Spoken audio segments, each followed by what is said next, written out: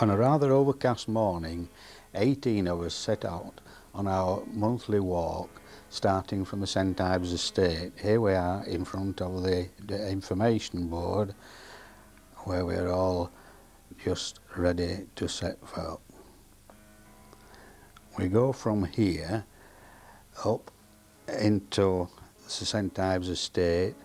On the right of us is a new golf club house, and on the left the old houses, and on the right hand side the now empty home farm, which I understand is up for sale.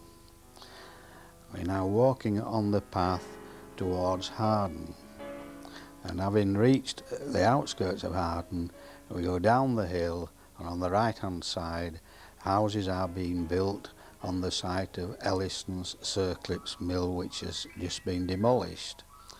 We're now crossing the road and going up Willesden Road and down past the Malt Shovel pub.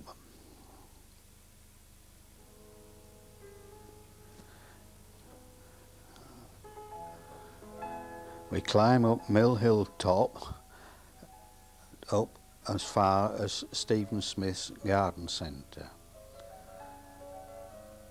We cross the road and double back for a few yards until we come to Sandy Banks, and here we are going along Sandy Banks, aptly named for the amount of sand underfoot. Here is a gap in the wall, fortunately, which allows us to go through and up through these tall pine trees till we come to Ferrans Folly.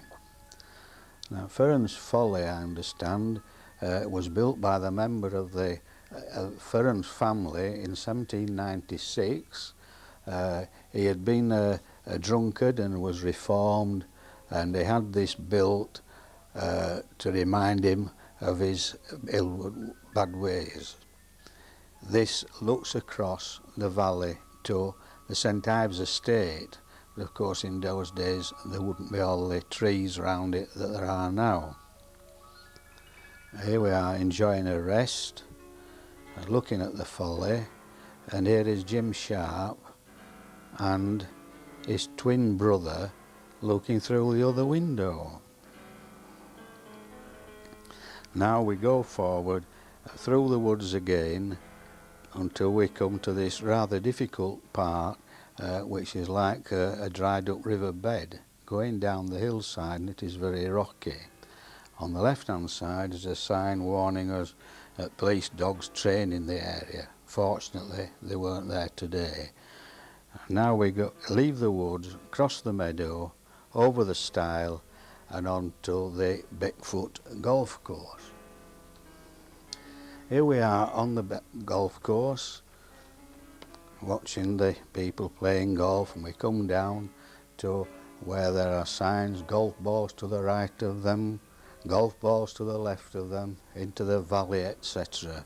And we go forward to Beckfoot.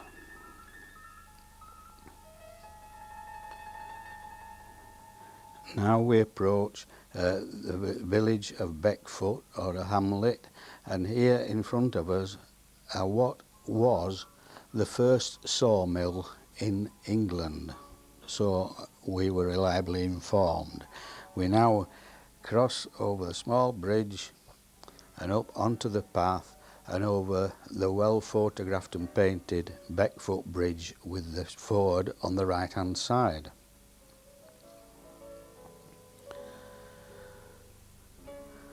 Having got over the bridge, we turned left and had a brief rest before continuing on the lane, past the allotments and into Myrtle Park. This is the new footbridge into Myrtle Park, and the sign asking us to keep our dogs in charge. Fortunately we hadn't any. And here we are in the park, Walter and Bob, looking at the flowers before we go to our well-earned lunch break.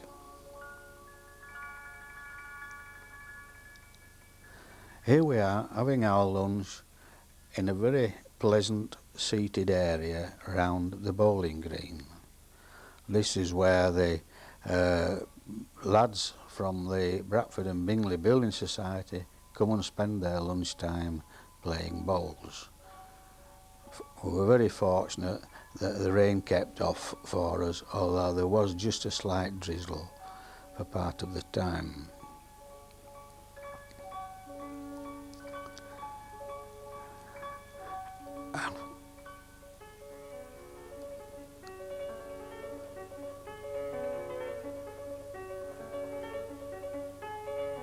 We were very fortunate here that there were a number of seats we could sit on, and then we walked past looking at the exotic birds in the aviary at the side of the cafe at Myrtle Park.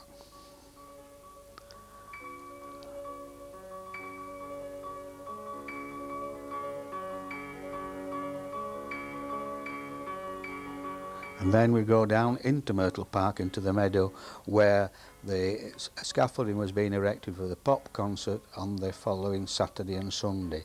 Unfortunately, the Sunday concert had to be cancelled owing to the untimely death of Princess Diana. And here we are walking on the Riverside Walk, and here is a stone in the footpath about Throssell's Nest of Old England, after which part of Bingley has been named. Here's Ailsa's Well, about little we know, but has recently been restored, and the man who was in charge of restoring it was a well-known man, Ernest Davis, who is remembered here. Ernest was one of the Bradford Walk leaders who died very suddenly on one of the walks. These are the retirement homes on the side of the river. We cross now over Island Bridge with the brown cow on the left, and cross the road up Island Terrace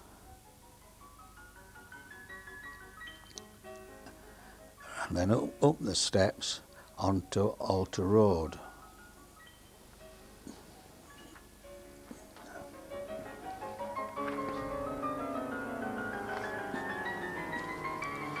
Here we are in Alter Road,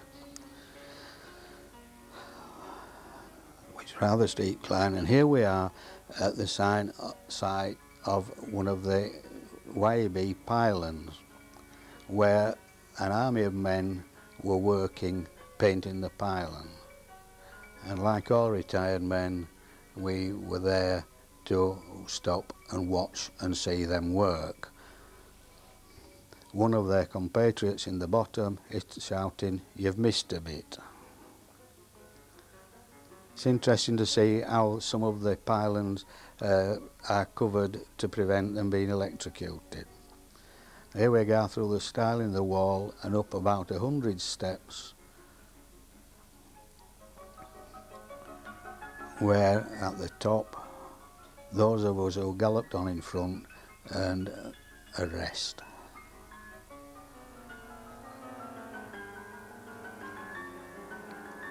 Now we're almost at the end of the walk, through the final gateway, which wouldn't open,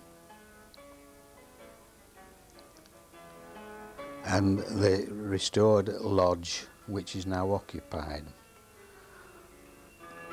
We walk up the road here, and on the left-hand side we see the remains of the Ferns oak, which was felled to make the rafters for part of the south transept of York Minster after the disastrous fire.